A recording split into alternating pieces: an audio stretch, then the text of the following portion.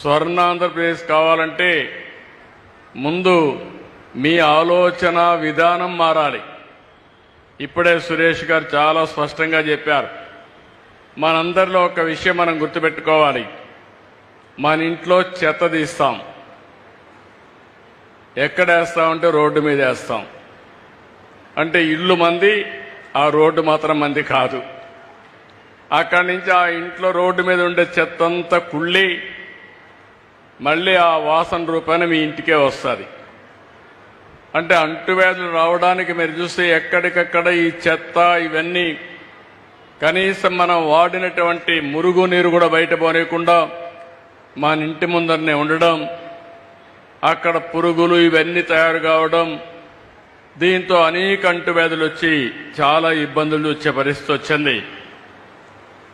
పోయిన గవర్నమెంట్ మీరు చూశారు, చెత్త మీద పన్నేశారు కానీ చెత్త కూడా తీలే.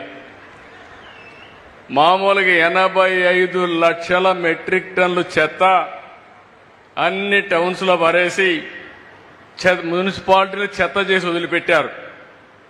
ఈరోజు ఈ ప్రభుత్వం ఒకటే ఆలోచించాం. మా మంత్రికి చెప్పాను, మా డిపార్ట్మెంట్ చెప్పాను, అక్టోబర్ 2వ తారీఖు నాటికి 85 లక్షల చెత్త చెదారం ఏదైతే మున్సిపాలిటీస్లో ఉందో అన్ని క్లీన్ చేసే బాధ్యత వాళ్ళకి అప్పచెప్పాం.